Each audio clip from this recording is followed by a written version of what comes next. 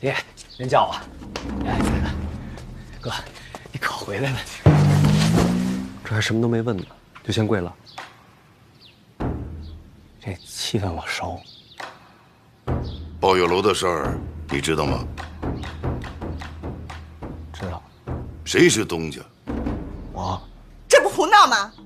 怎么能做这种事儿？娘，我就是想挣点钱。为了银子，连人都不做了？老爷，你饶他一命吧！啊，举家法来。哎，不用。其实他也是被人骗了。对，死者本来就不聪明，肯定是被骗的。娘，您平时不是说我挺聪明的吗？这会儿就闭嘴吧。不论是否被骗，既然犯了错，就要受罚。这顿打，他逃不了。其实我已经打过了。对，范闲他已经打过了。啊，你们见过？啊，见了，上回差点把我打死。为何不跟我说？我哥说跟谁都别说，就让我在屋里待着。这些天不出门是因为范闲？啊，那岂不是早就回过京都？确实回过。到底怎么回事？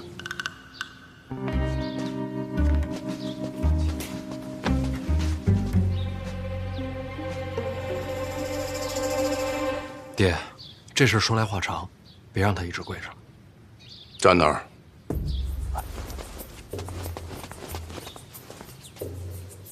说到底啊，这件事儿还是老二给我挖的坑。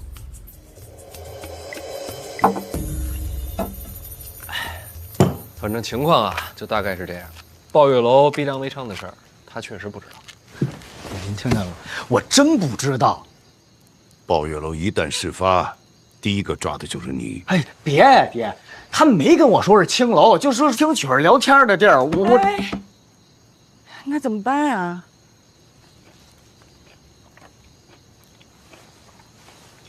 其实这事儿啊，只要我妥协服软，就能过去。那不可能。你娘这么相信我？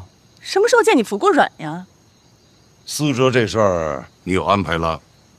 短时间之内，抱月楼要想跟他撇清关系，不太现实。现在要想保他，就只能离开京都。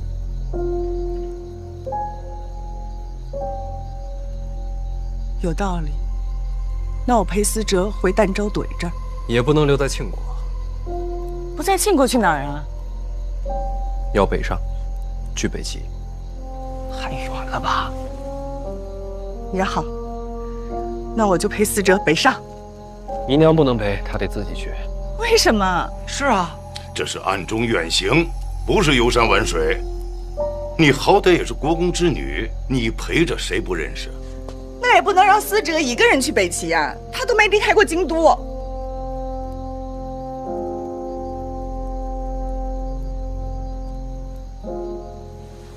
思哲，你害怕吗？有点。我知道，这对你来说很难。突然之间就要离家远行，从锦衣玉食变成无依无靠、前途未卜。你别说了，越说我越害怕。但这对你来说也是机会。这哪算机会呀？人不离开家，就永远不会长大。你是不是也想过，想对某个人证明自己不再是一个孩子了，证明你并非做每件事情都是错的，证明你自己也可以被期待。我想证明，那就北上，找到你自己的路。他做不到。好，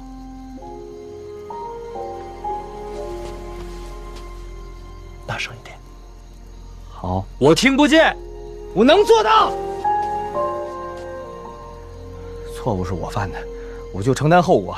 爷，我愿意去北齐。可你明明在害怕呀。娘，我是害怕呀，可是我也不能总在您的身后啊。我已经长大了。何时出发？今晚。这么快？快点好，娘，我怕再过2天我变卦了。哥，北齐是不是特冷啊？有点冷。好，那我多拿几件厚衣服啊，我怕一会儿来不及了。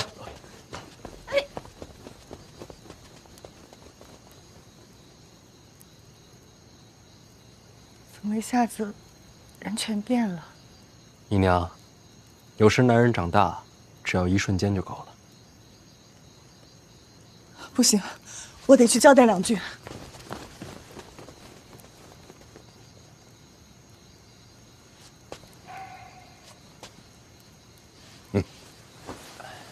还真有些突然。说到底啊，他还是被我牵连的。你刚才说的没错。什么？男人长大只要一瞬间就够了。命运嘛，总是突如其来。这小子没让我失望，不愧是我儿子。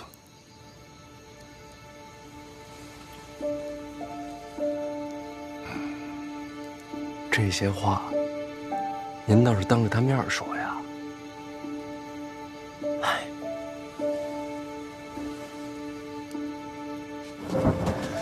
天冷了就记得加衣服，每天吃饭别马虎啊。知道了，娘。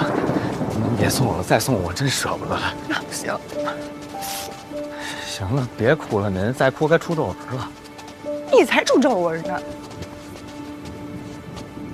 走了，娘。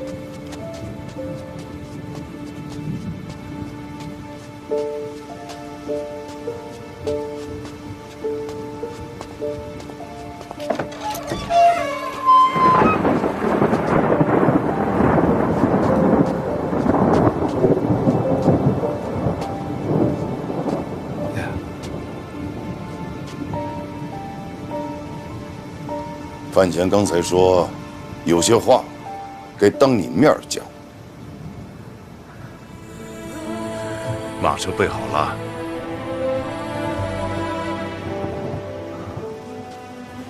谢谢爹。还有，你没让我失望。范思哲，不愧是我儿子。一路小心，我跟你娘等你回家。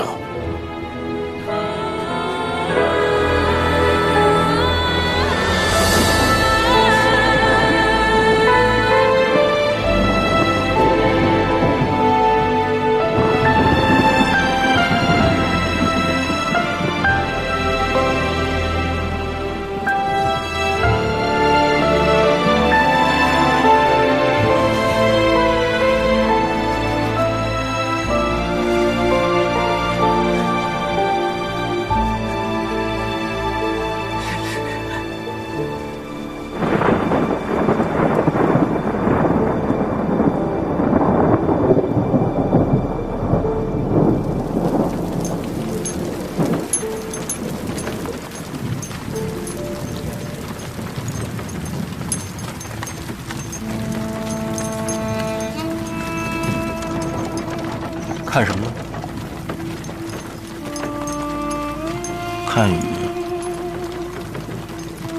我从小就在京都长大，什么样的雨都见过，早就看腻了。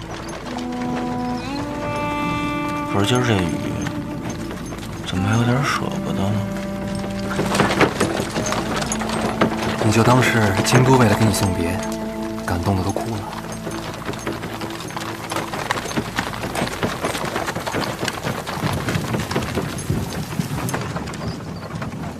要不你也哭出来？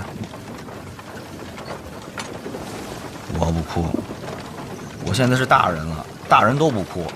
大人也会哭，有的时候长大了，想哭的时候更多。哥，那你陪我一块儿哭吧。北上的又不是我，我哭什么？你就是一句好话都不会说。行吧？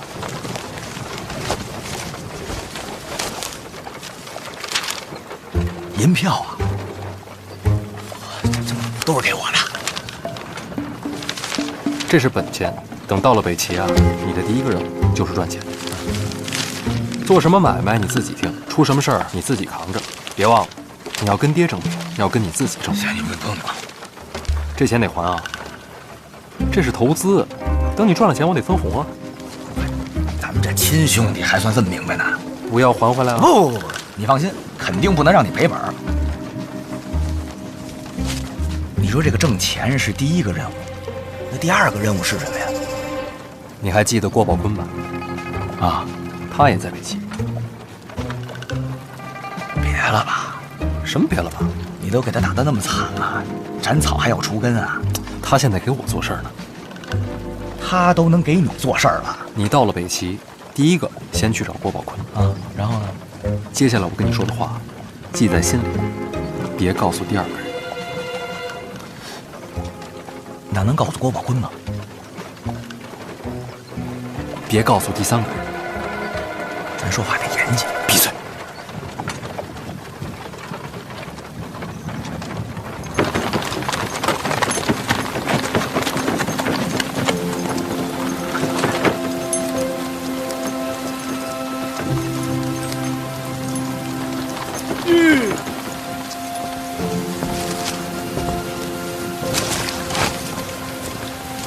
辛苦各位兄弟，提司严重了。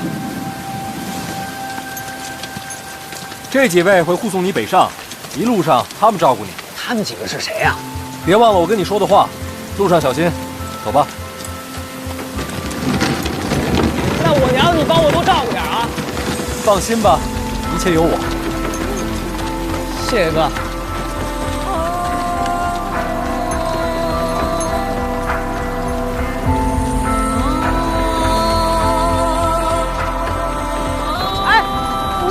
我记着呢啊，放心吧，亏不了。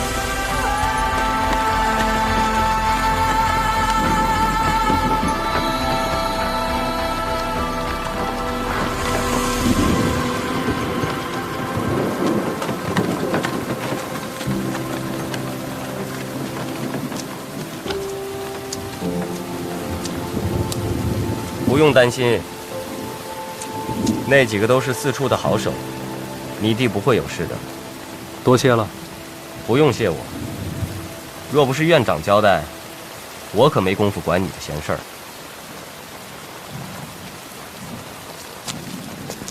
哎，明天我到一处上任，要不要来看一眼？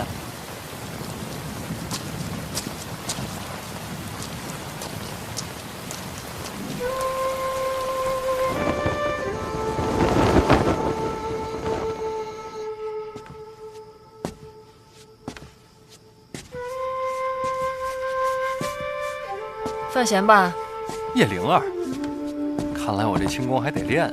你快来，我跟你交代点事儿。你跟我交代什么呀？婉儿呢？别打岔，我记性不好。婉儿料到你会来，提前躲出去了。婉儿躲着我，为什么？她让我跟你说，第一点，婉儿知道你很爱她，她也很爱你。第二点，因为第一点，所以她很担心你刚回来会面对很多危险，她希望你能集中精力，好好应对。第三点，因为以上两点，你最近就别来找她了，她是不会见你的。这话都是婉儿说的？啊，这都是我理解婉儿说的话。哦，她说你会懂她的。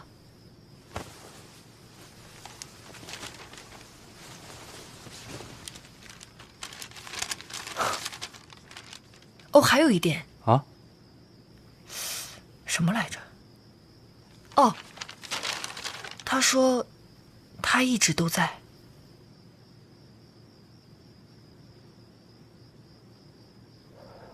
我懂。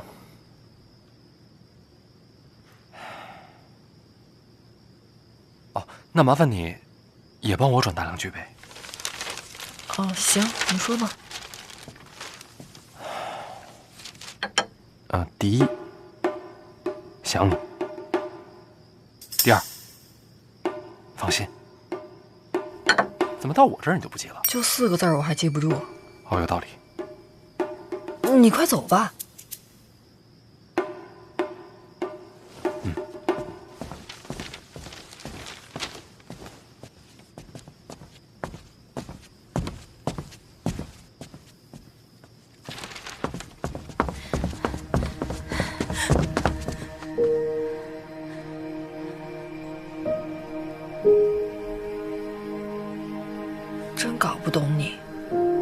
就见呗，干嘛把自己弄得可怜兮兮的？眼下时局，他应该专心做他自己的事儿。我怕我见了他，就不想让他走了。真羡慕你们，我这辈子是没这福气了。灵儿，你要是实在无法接受陛下的赐婚，明日我陪你进宫，向陛下请命，把婚退了。我爹是不会同意的，我都想好了，大不了一死。你可千万不能这么想啊！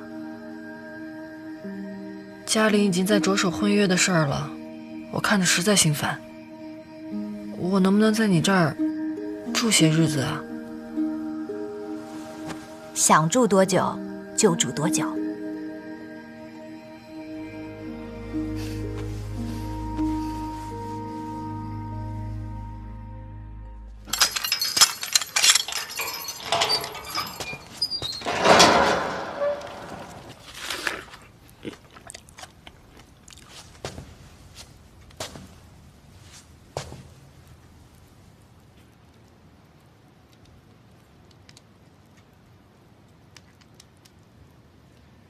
爹，我回来了。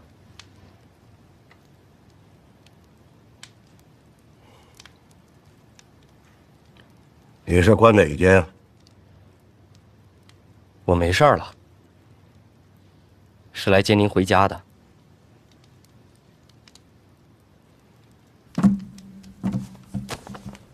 你没事就好，别回去吧。我在这挺好的，不回。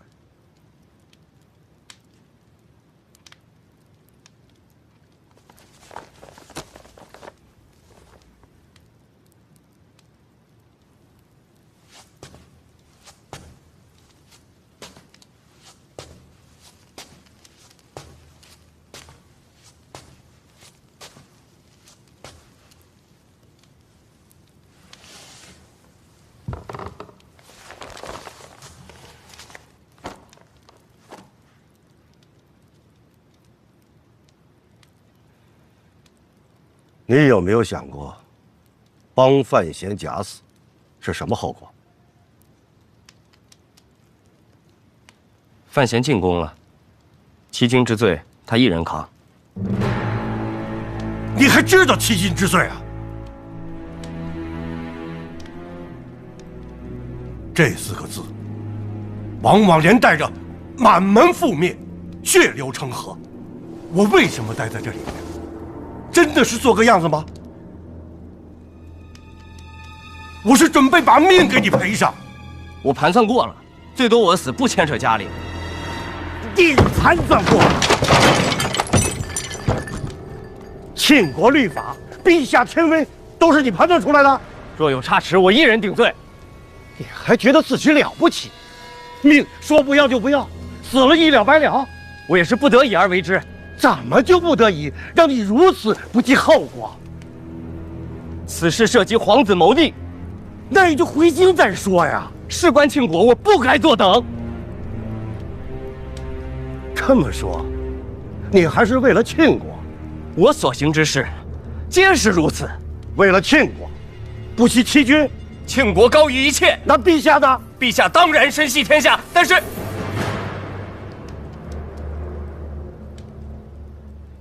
但是人，终究没有国重要。好大的胆子呀，严定宇！您教我的，家国至上。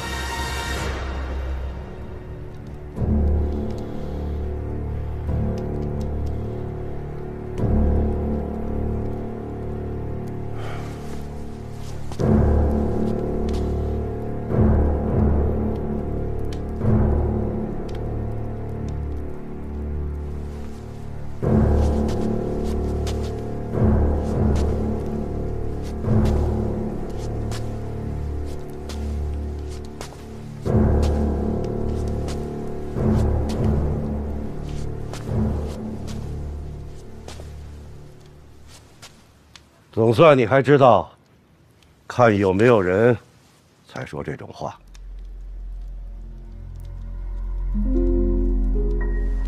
我也没那么傻。来，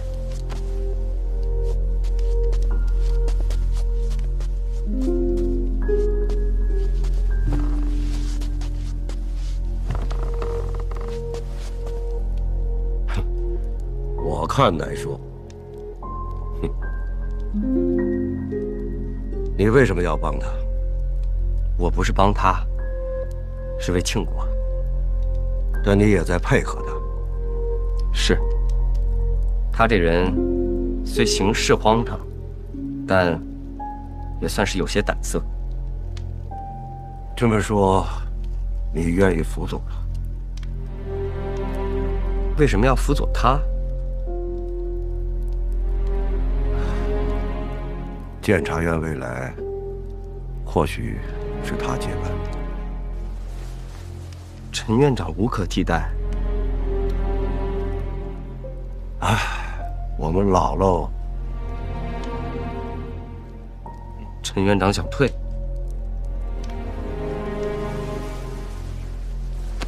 不止陈萍萍，我也想退。监察院该交给你们年轻人了。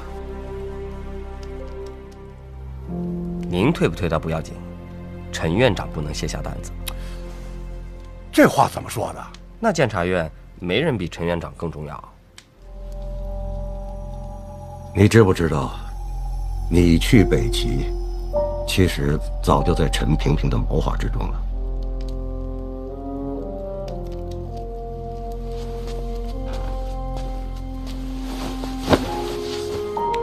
为国尽忠，求之不得。他就猜到你会这么回答。他让您这么问我的？他还有一句：是不是他的任何命令你都接受？当然。如果他的命令是让你从此不再听命，只遵守自己内心选择而活呢？什么意思？哎，来摸一把。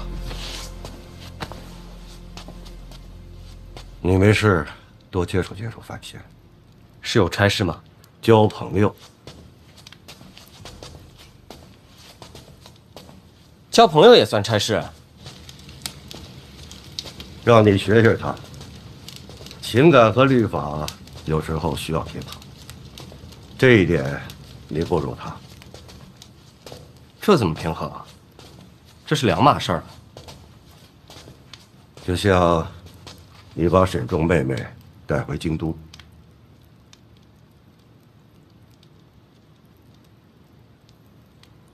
这是我违令行事，甘愿受罚。令不令的再说，对还是错，不谈。你这么做，就是听从内心选择。对和错怎能抛开不谈？不急于一时一刻，先回家。四处的差事，我会慢慢的都交给你。爹啊，累了这么多年了，哼，也该享享福喽。好，为了您，我以后尽量不欺君。要不，我享福之前，先把你逐出袁家。这也是差事吗？哎，慢慢来吧。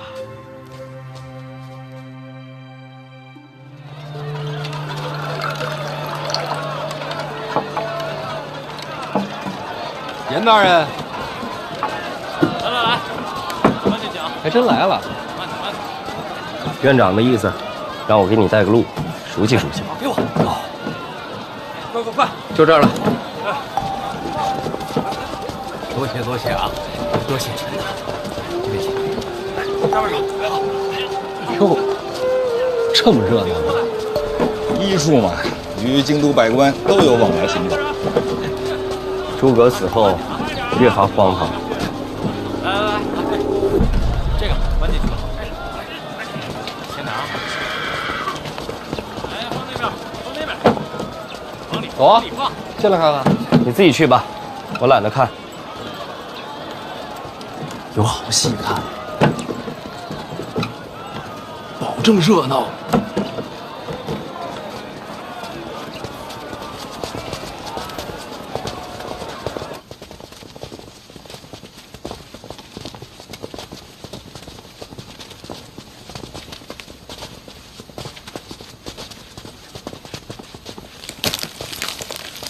咱就这么进来，也没人问一句。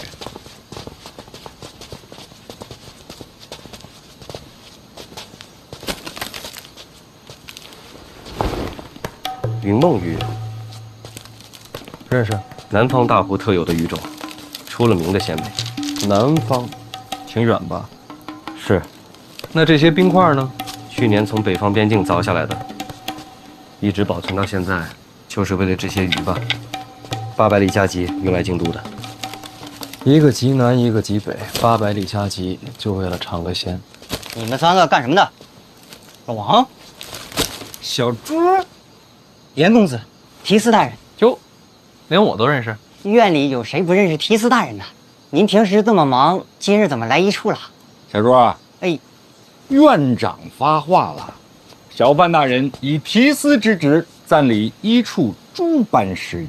哎呦，那是天大的喜事啊！小人这就去禀报。哎，我问你，小猪是吧？哎，这云梦鱼是谁送的？这小人刚办差回来，不太清楚。行，那我进去问问别人。哎，对，小人还是去禀报一声，让大伙出来迎接你啊。不用，我自己进去看。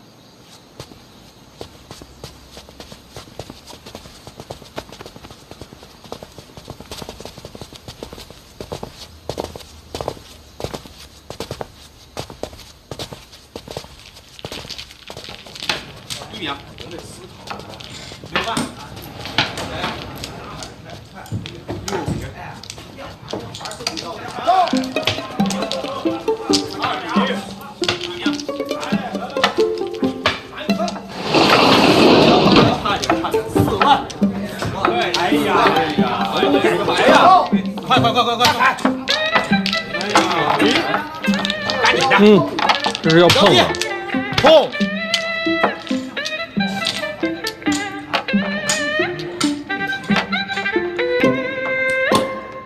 都认识我吗？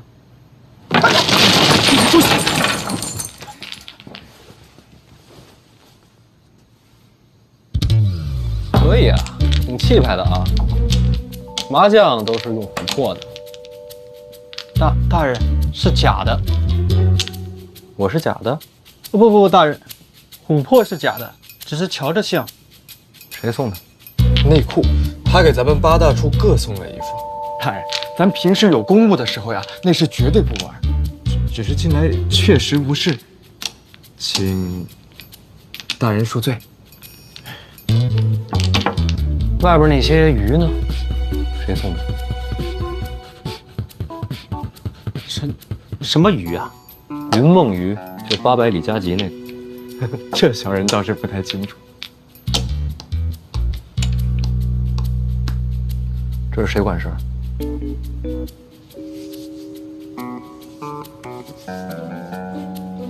这也不知道？哦，怀大人，几位主管都请了假，一个都没来。也是近来无事。怎会无事？一处每日案卷文书，该审阅归档的可都不少。谁来操办？处理的主簿，这些杂事都交由他办理。这人在哪儿？就在侧院，小的这就去叫。不用，我自己去找他。你们呀，接着玩，玩得开心一点。哦，对了，玩差不多了，趁早把外头那些鱼给放了。放久了，鱼就不新鲜了。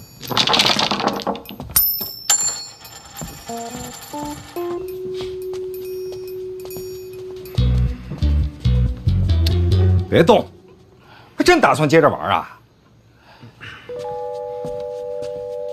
这怎么办呀？不知道。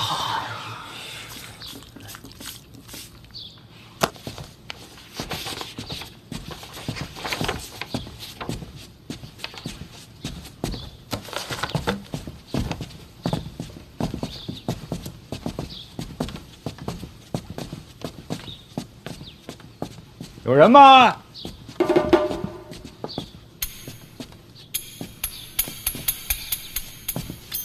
启田兄，老邓。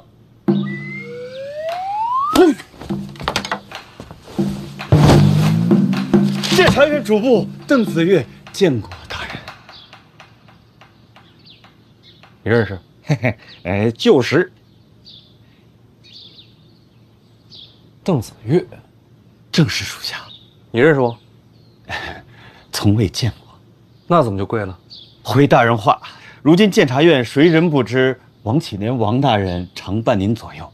再说了，您这卓尔不群的气质，剑眉星目的样貌，不怒自威的神态，我若再猜不出来，我是不是瞎呀？小袁公子，行了，老邓啊，大人现在暂领一处诸般事宜了。当真？当真。天哪，这真是天大的好消息啊！是不是？小范大人如果能来一处，那您做这一处的话，那一处这就从此以后就有主心骨了。我真是感觉，如久旱逢甘霖，他乡遇故知。行了行了，全是套话，随你是吧？旧识。邓子越，哎，站着说话。哎，老邓起来。谢过小范大人跟其他大人呢不一样啊。我问你啊，外面那些云梦鱼是谁送的？啊？别告诉我你也不知道。说。回大人，是简书司和兵部联名送的。一筐鱼还能牵扯到兵部？不是兵部，别人也没本事用800里加急把新鲜的云梦鱼送入京都。那简书司呢？此类鲜鱼都是先送往简书司，再由简书司按品序分类，再依次送往皇宫内院和6部各大臣府上。当然，简书司和兵部会留出一份，联名送往一处。都吃了。此鱼异常珍贵，故此有人吃了，有人卖。卖到哪儿？简书司。好极了，简书司送来的鱼再卖回简书司，这买卖可真好做，价钱也不低吧？或许是怕浪费呢。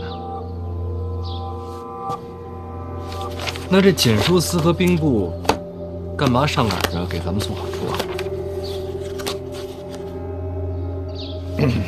你就照实了说。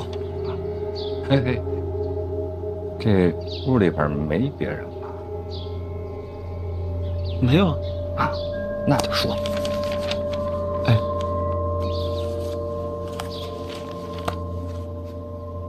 回大人话，其实不光是简书司，其他6部都有礼相送。人缘这么好？您看，一处嘛，咱们一处本来职责就是监察京都百官，自然谁也不愿得罪一处。有了好处，当然也就不会忘了一处。这种好处你们也敢收？不是他监察的收被监察的好处，何其荒唐！小公子，息怒，息怒。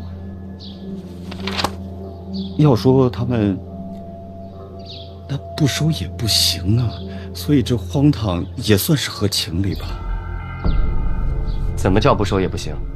您看，做官嘛，大家都住在京都这片儿，3位大人也都应该清楚，京都百官之间关系本就错综复杂，有如蛛网密布。大的都不用说了，哪怕是衣食住行、吃穿用度这样的小事情，你也绕不开这关系啊。如若不收这礼的话，那就算不肯同流，往后恐怕办任何事情都是举步维艰呐。邓主簿这为官的道理，倒是想得很清楚。一处案卷繁多，这些最近都是你在负责？一直都是。行，医处这边，你多费心。啊？范大人，我只是个主簿，上面还有好多主管呢。已经没了。哎，从今日起，王启年、邓子越协助本提司处理医处大小诸事。大人，那剩余的几位主管，今日不在的，往后就不必在了。回头我跟院里说一声，送到别处做事。快点！你们给我看好了，我范闲，监察院提司代理医处，我还不是重点，重点是这位严冰云，北齐回来的，心有多狠，手有多黑，可想而知吧。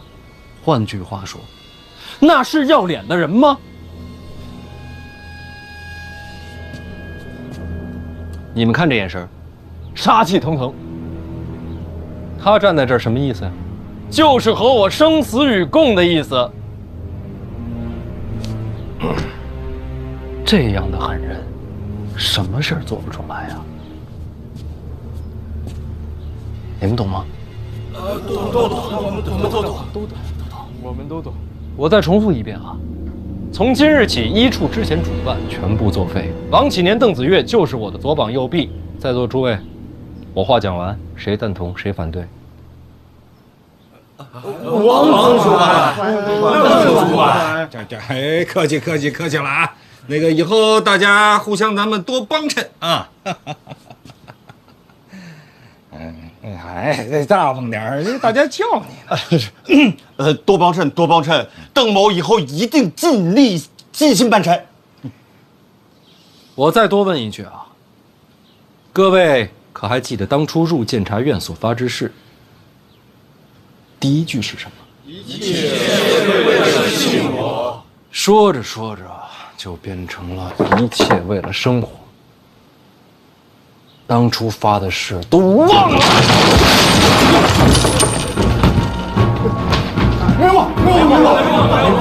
医处是做什么的？监察院是做什么的？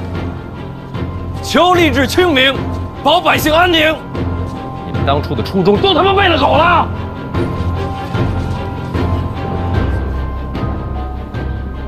我不管你们以前怎么过的，从今天起，不许再这么过。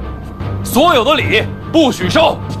我知道你想说什么，不收礼在京都会很难，是吧？人活着哪有不难的？你们出去上街上看看那些百姓，他们都没说难，你们有脸吗？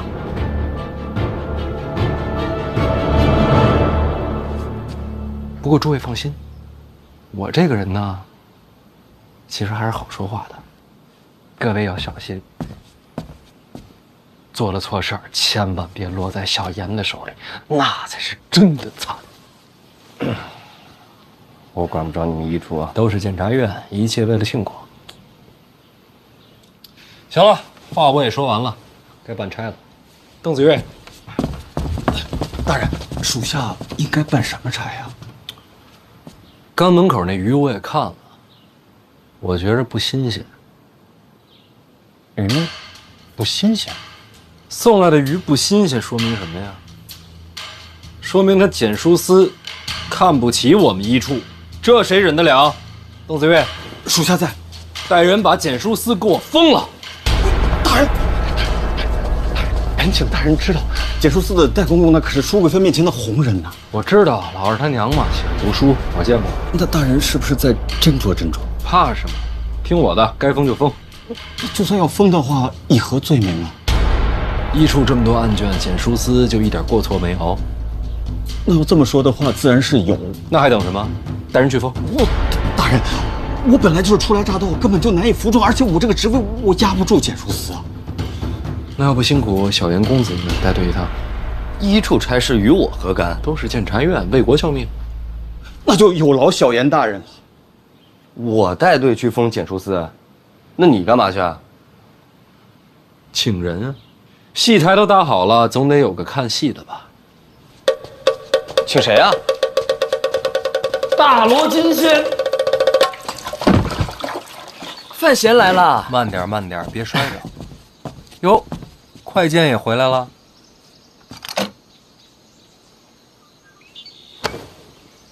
我就说这个人太冷漠，没礼貌。自然是比不过殿下。我也得说说你，来京都这么久了，头回到我这儿。是，确实是我不对。这不，亲自登门，赔礼道歉。这是什么呀？云梦鱼听说过吗？云梦鱼，那可是透骨仙。咱们先喝上2杯，我让人呐蒸上这云梦鱼呢。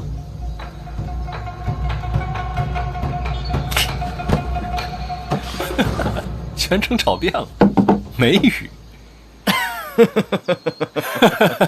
心领了，千里送桶水，礼重情更重，是吗？送你了。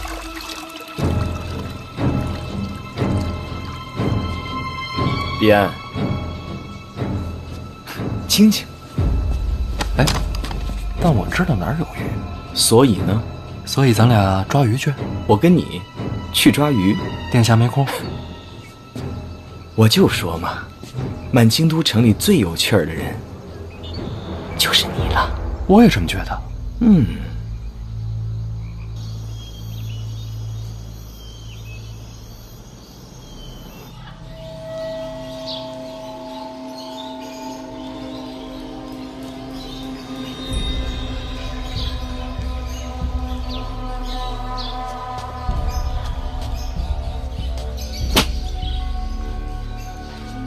我早就说过，京城里别的衙门可以不管，监察院必须侍奉好喽。我说过这话没有？我说过没有？您说过，戴公公，咱们不敢大意，平日里没少打点，这不今儿还送了云梦鱼过去呢，那还让人家一处把咱们给围喽。我们也不知道啊。哪位主管来的？都没来。领队的说是姓邓，是个主簿。切！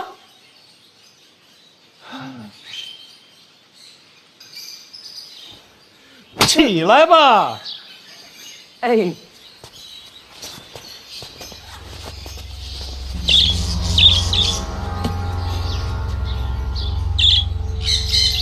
用的什么罪名啊？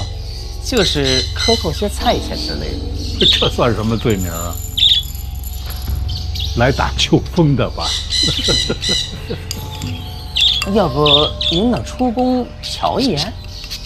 一个主簿他也配？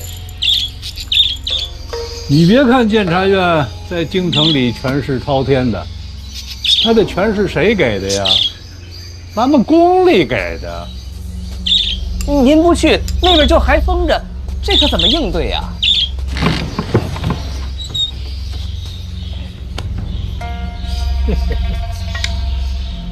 爱封多久封多久。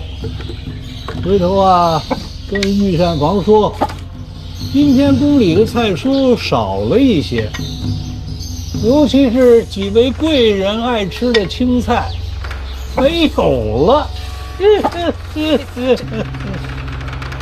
这怎么成啊？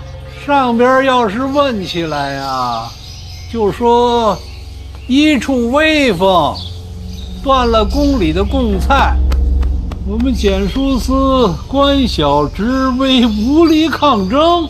那陛下那边也减菜量了？你来宫里多少年了？这种话你也问得出口？属下知罪。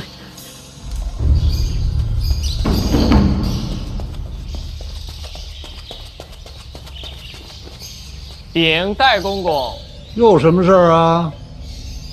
范闲范大人已经赶去检书司了。你上前说话。范闲范大人已经赶到检书司了。怎么把范闲也惹着了？代公公做事自有分寸，你下去吧。公公应该去。混账！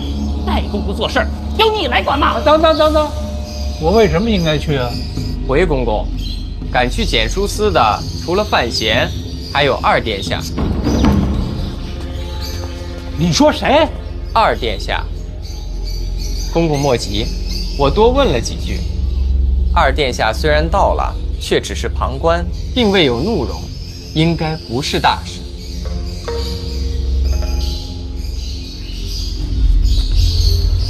那就好。咱们检书司依靠的本就是淑妃娘娘，既然二殿下也到了，公公还是露一面的好，绝不能让殿下觉得怠慢。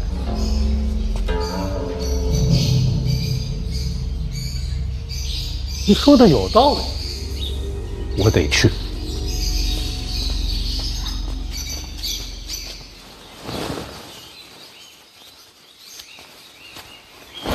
你叫什么来着？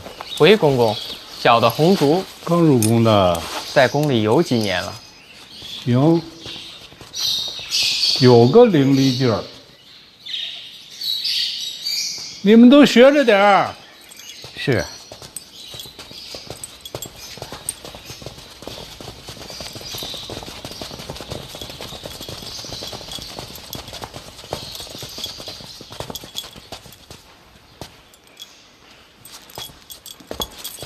你跟我一起去。回公公，小人就不去了。大胆！代公公的话也敢不听？你一边待着去。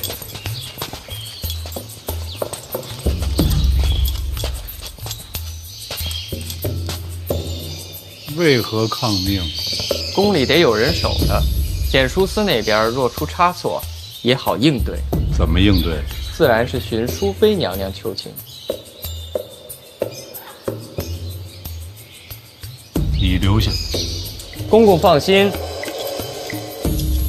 你们都别跟着我。啊，是。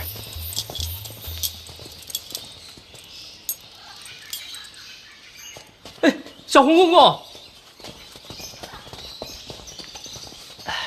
我有个事情想让您帮我拿主意。诸位前辈都在，我也不敢拿主意。您尽管说就是。御膳房那边还要减菜量吗？戴公公人已经赶过去了，或许就有转机。这时候，咱们这些下面做事的，少一份麻烦，便多一条活路。小红公公说的是，都别乱来，咱就一个字儿，等。对，吃饭。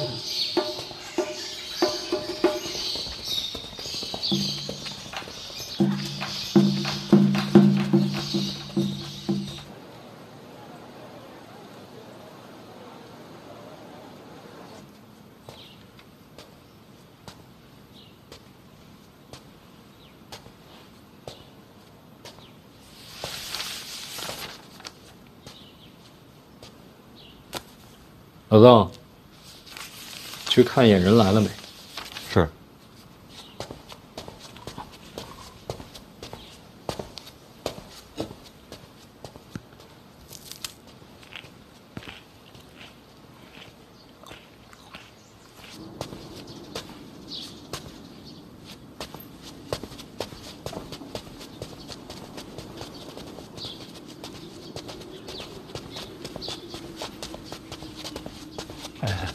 王先生，稍等。那不敢耽误啊，这里边都等着呢。是，干什么？稍等一下。你看我早听说啊，王先生这个人智勇双全，可惜我无缘相见。干什么你？这听说王先生是小范大人身边的红人，那么小范大人今天这个局面，他想要一个什么结果呢？戴公公常年给医术送鱼，这情分啊，还是有的，都是举手之劳。但是我们家小范大人可没吃着你的鱼皮啊！小范大人这不是刚到医处吗？您放心，我这都准备了。行。进去吧。哎，等一等，还有一件事，二殿下怎么也来了？这还有一件事啊。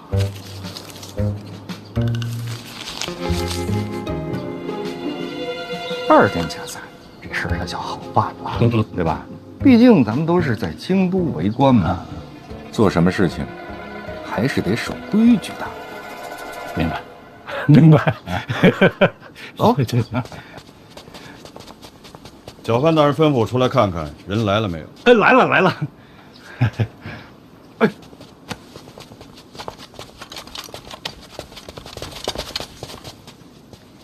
见着有份儿啊！大家赚钱，大家花，啊！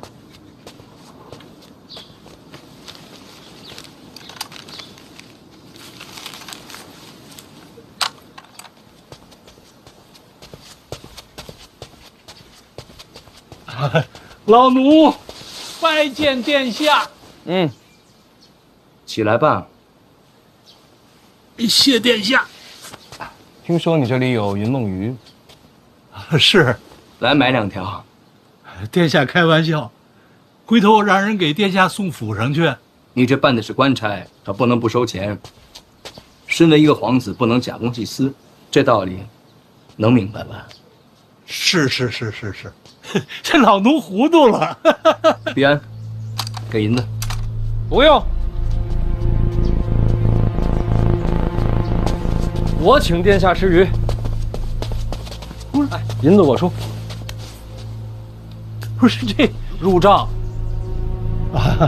回头我就入账。别回头了，这不有纸有笔吗？现在就记。哎，好。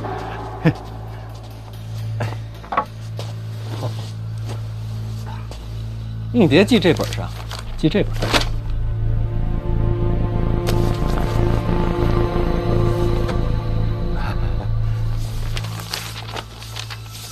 戴公公认不认识老金头啊？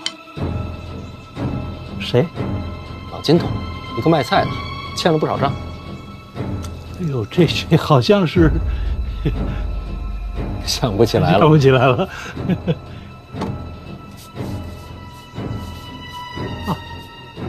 这老金头如果跟大人有关系，他所欠的账我可以一笔勾销。不用，已经没事了。哦，那就好，那就好。哟，戴公公这字儿不错呀。不敢。哦，跟这账册之前记的是一模一样。这么说来，戴公公都是亲自写啊。身负皇恩，不敢怠慢。那这账册将来要是查出什么问题，都得问你啊！啊，这个简书司呢，是为宫里办一些杂事儿，账有些细碎，如果大人看不明白的话，我跟您解释。细碎？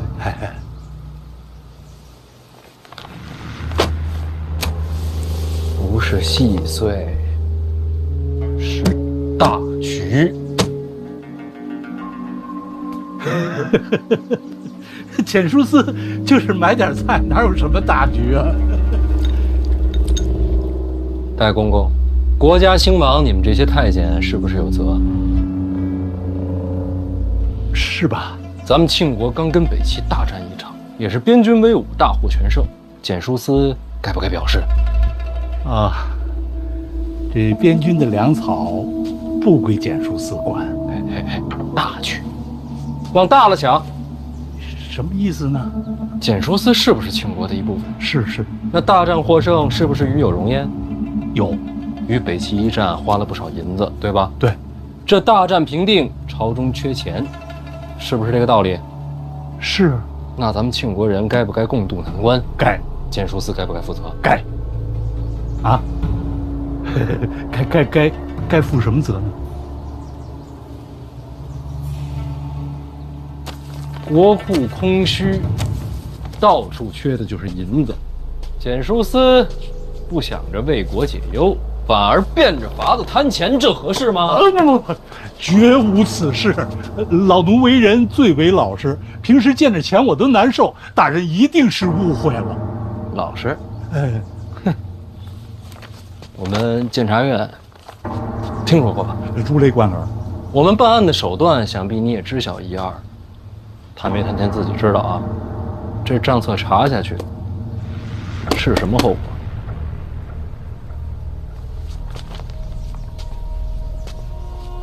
都缺钱啊，戴公公。检书司就不能担起责任，有难同当吗？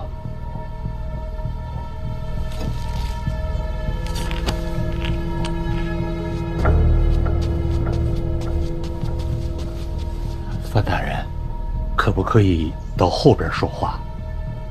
没事，都自己人。自己人。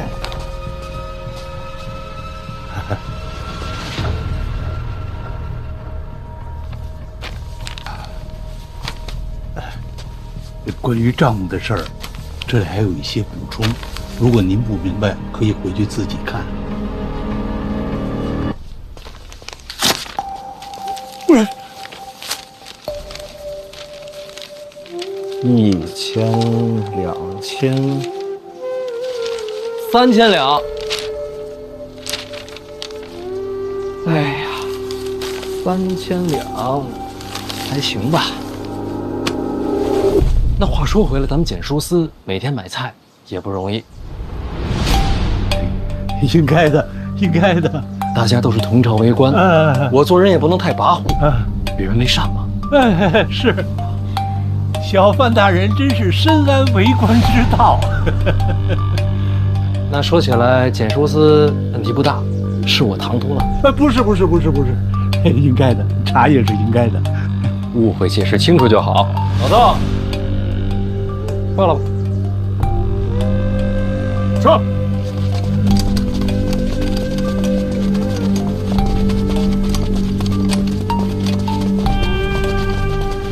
没热闹看了啊，咱各回各家吧。殿下那鱼你可别忘了啊！我一定给殿下送到府上去。殿下要不要找人送你回府啊？不用，回头去。好嘞。一定得去啊！等你消息。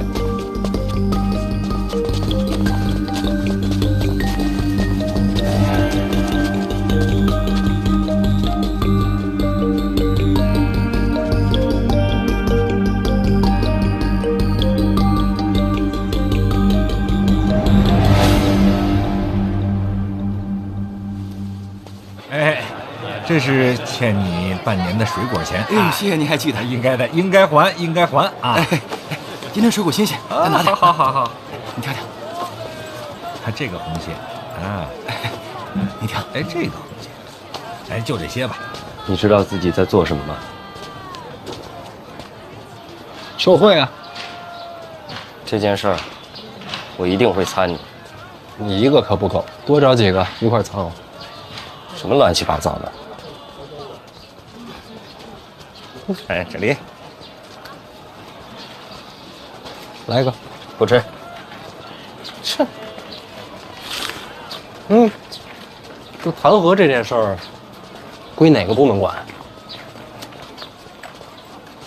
除了监察院，就是督察院啊。督察院。御史言官，怎么样？关系好吗？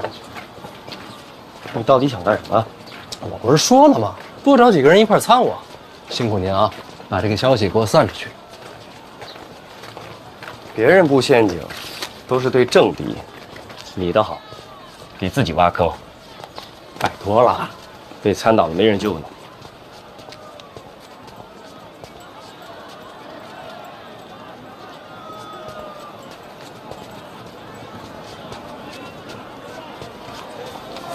把这个，还有那账册、存档、记录，都交给陈院长。是。啊，还有这个，如您所料，戴公公给的，都记上。是。